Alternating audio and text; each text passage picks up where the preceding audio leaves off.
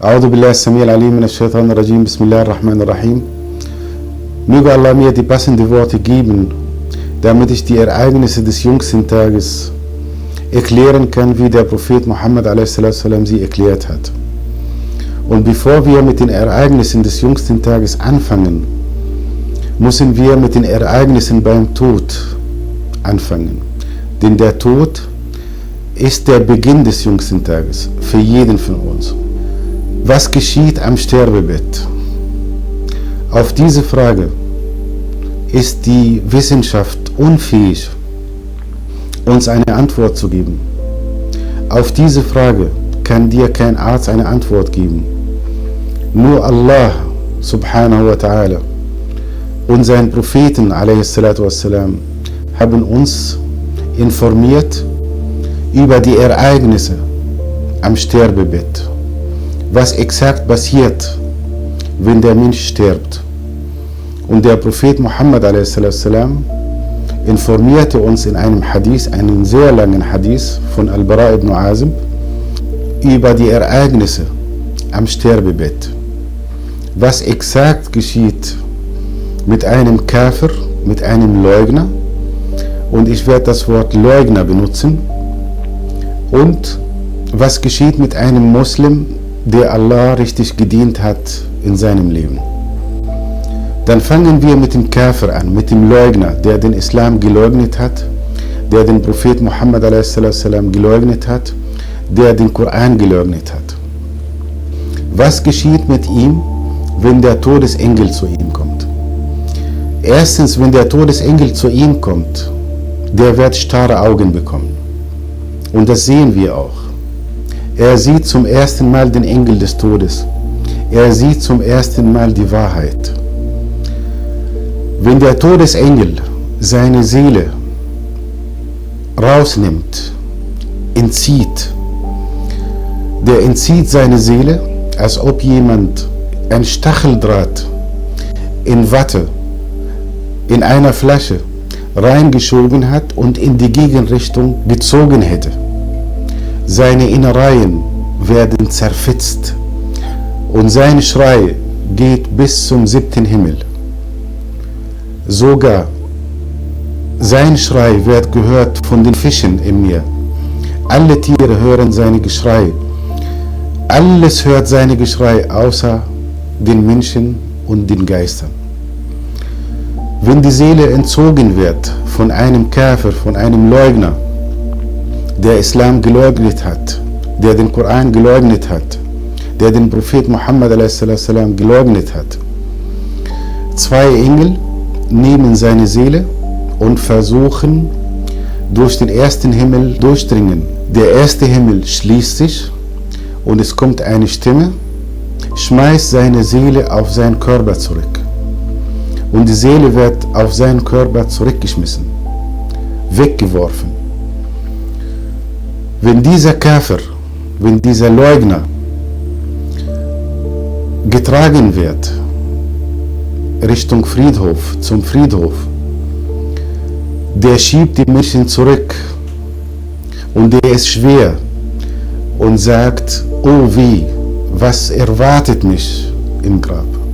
Wenn die Leiche verbrannt wird, wird derjenige das Ganze mitfühlen.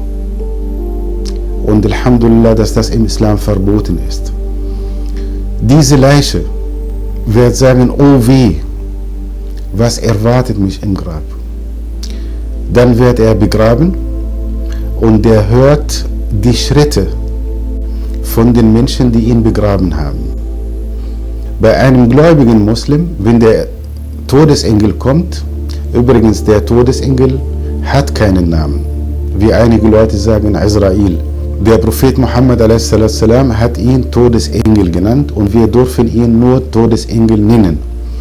Wenn der Todesengel kommt zu einem gläubigen Muslim, der Allah richtig gedient hat, es kommen auch zwei Engel, die vor ihm stehen werden, mit Kleider von dem Paradies, mit Geruch von dem Paradies.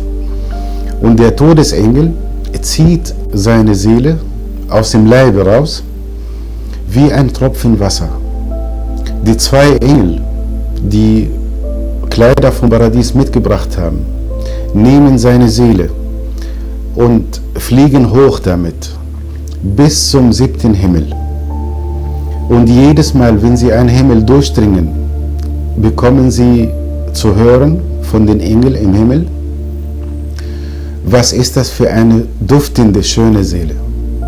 Und der wird mit seinen schönsten Namen genannt, bis sie zum 7. Himmel eindringen. Und Allah wird ihnen sagen, schreibt sein Buch in Aliyyin. Schreibt sein Buch in Aliyyin, das bedeutet, das ist ein Paradiesbewohner. Schickt seine Seele zurück, von der Erde habe ich ihn erschaffen und von der Erde werden sie auferweckt werden. Wenn die Seele zurückkommt zu diesem gläubigen Muslim und er getragen wird zum Friedhof, er sagt, oh schnell, oh schnell. Er weiß, was auf ihn erwartet. Bei einem Märtyrer, der Duft von einem Märtyrer, riechen alle Leute in seiner Nähe. Jetzt geht es weiter mit beiden. Wenn der Leugner begraben wird, der Kafir begraben wird, der wird auferweckt von einem Engel, der ihn befragen wird. Wer ist dein Gott? Die erste Frage. Was ist deine Religion? Die zweite Frage. Was pflegst du über Mohammed zu sagen? Der Kafir, der Leugner, der Allah geleugnet hat, der den Islam geleugnet hat, der den Propheten Muhammad a.s. geleugnet hat, sei es Christ oder Jude oder Buddhist, der wird eine schlechte Antwort abgeben. Wer ist dein Gott? Er wird sagen, he, ich weiß es nicht. Was ist deine Religion? Er wird sagen, he, ich weiß es nicht. Was pflegst du über Mohammed zu sagen? Er wird sagen, he, ich weiß es nicht. Natürlich, der weiß gar nichts. Der hat nur sich amüsiert auf dieser Erde. Der hat nur Medien geglaubt, was sie an Lügen erzählt haben über den Islam. Und er war nachlässig. Der wird geschlagen hinter seinem Rücken mit eisernen Ketten 3-mal. Und der Prophet Muhammad a.s. sagte, der wird Asche werden. Jedes Mal, wenn der Engel ihn schlägt, wird er Asche werden. Und dieser Schlag, wenn das auf einen Berg herabgesetzt wird, dieser Berg wird zerfetzt werden. Und dieser Leugner, der wird schreien und sein Schrei geht bis zum 7. Himmel. Und das wiederholt sich 3-mal. Also 3-mal wird der Leugner, der Kafir, hinter seinen Rücken oder auf seinen Rücken oder hier auf seinem Nacken geschlagen, bis er Asche wird. Und dann wird er auferweckt und nochmal geschlagen, bis er Asche wird und nochmal geschlagen, bis er Asche wird. Und dann öffnet Allah ihm ein Tor zum Paradies und sagt ihm Allah, das wäre dein Platz, wenn du gläubig gewesen wärst, wenn du meine Botschaft angenommen hättest, wenn du den Islam angenommen hättest, wenn du an meinen letzten Gesandten geglaubt hättest und meine Gesetze befolgt hättest. Und dann öffnet ihm Allah ein Tor zur Hölle und sagt ihm, das ist dein Platz. Schaut mal, liebe Geschwister, das ist auch eine psychische Bestrafung, dass der Leugner, der Kafir, erstmal das Paradies sieht und sieht, was er versäumt hat, weil er nachlässig in diesem Leben war. Und dann zeigt ihm Allah seinen Platz in der Hölle. Und damit fängt die Bestrafung im Grab an, bis der jüngste Tag kommt. Es gibt Menschen die seit Adam a.s. bis heute und bis zum jüngsten Tag in ihren Gräber bestraft werden. Und Allah hat uns verschönt, diese Bestrafung zu hören. Und der Prophet Muhammad a.s. hat gesagt, wenn ich keine Angst hätte, dass ihr kein Gräber besucht oder nicht begraben würdet, werde ich Allah darum bitten, euch die Bestrafung im Grab hören zu lassen. Möge Allah uns bewahren vor der Strafe im Grab. Möge Allah uns bewahren vor der Bestrafung im Grab. Liebe Geschwister, stellt euch vor, dieser Mensch, der im Grab liegt, ein Leugner, ein Käfer, wartet so viele Jahre, bis der jüngste Tag kommt, wird jeden Tag bestraft werden. Und der weiß, dass er am jüngsten Tag in der Hölle für alle Ewigkeit dort bleiben wird. Was ist das für eine psychische Bestrafung? Was ist das für ein Zustand? Guckt mal, meine lieben Geschwister, wir wissen gar nicht, ob wir ins Paradies kommen oder in die Hölle kommen. Möge Allah uns bewahren vor der Bestrafung in der Hölle. Aber die Tatsache, dass wir es nicht wissen, das lässt uns unser Alltag bewältigen. Das lässt uns vielleicht lachen. Was ist, wenn jemand weiß, dass sein Platz die Hölle ist? Was ist mit jemandem, der weiß, dass sein Platz für alle Ewigkeit die Hölle ist und gleichzeitig bestraft wird in seinem Grab? Möge Allah uns bewahren. Möge Allah uns bewahren vor dieser Bestrafung, sei es im Grab oder am jüngsten Tag. Dann kommen wir zu den gläubigen Muslimen. Er wird auch auferweckt. Und der Engel fragt ihn, wer ist dein Gott? Was ist deine Religion? Was pflegst du über Mohammed zu sagen? Der gläubige Muslim hat das so oft in seinem Leben wiederholt. In jedem Gebet hat er gesagt, Ashhad an la ilaha illallah wa ashhad anna Muhammad Rasulullah. So oft.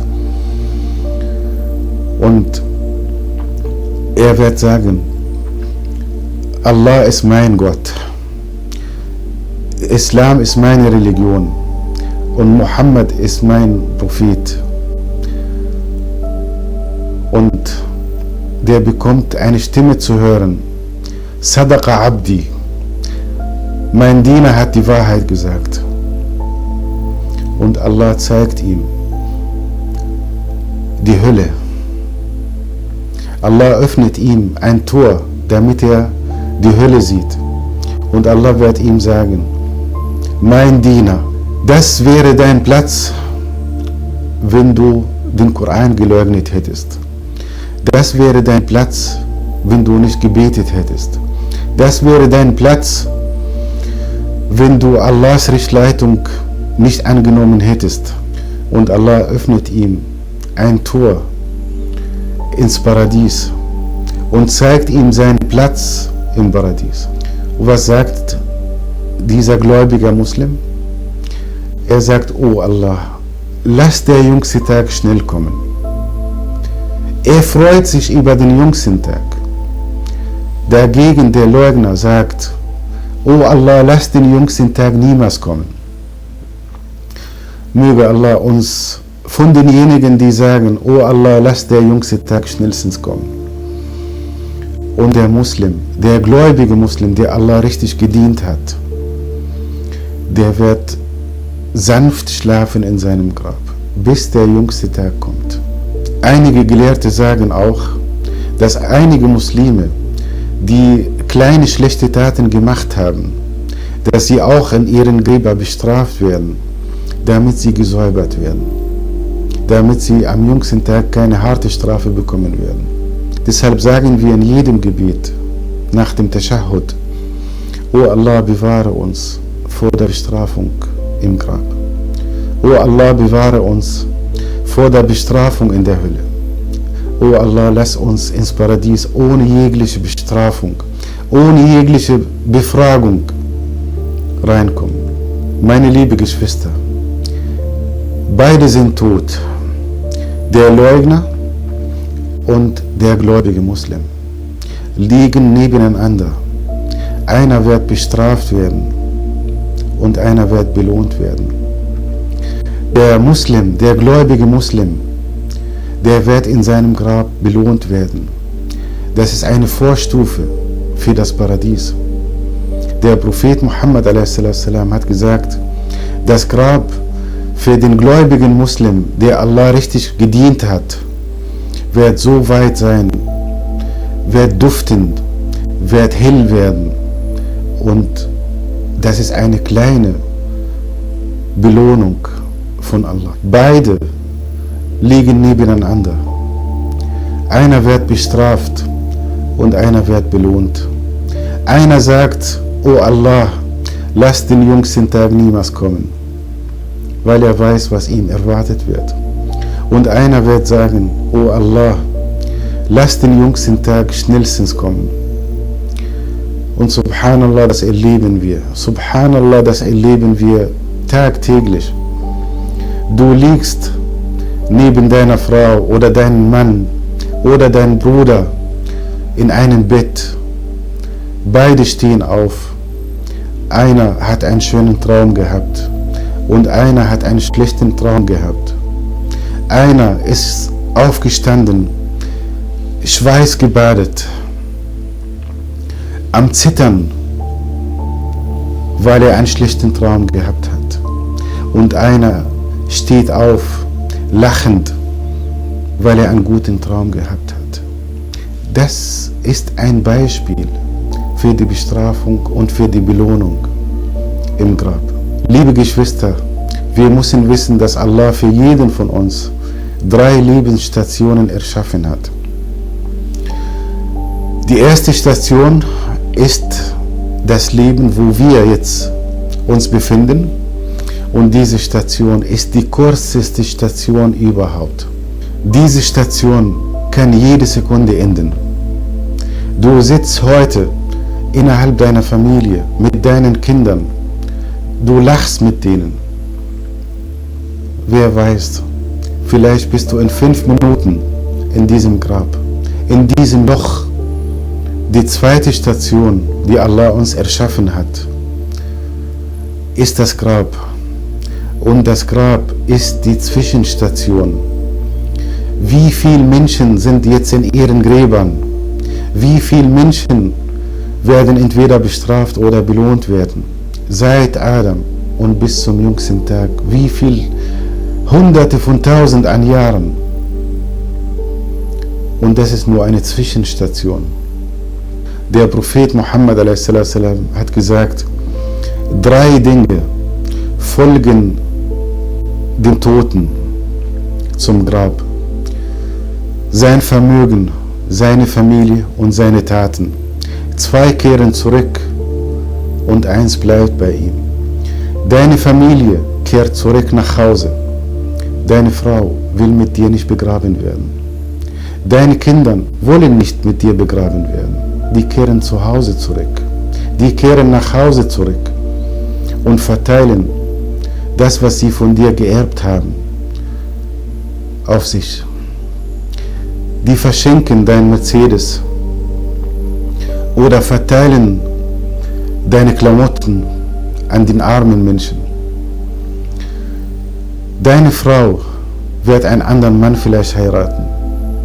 Dein Vermögen verlässt dich, bleibt zu Hause, bleibt bei der Bank und wird verteilt, entweder auf deine Kinder oder auf die armen Menschen, oder Verbrecher werden dieses Vermögen kassieren.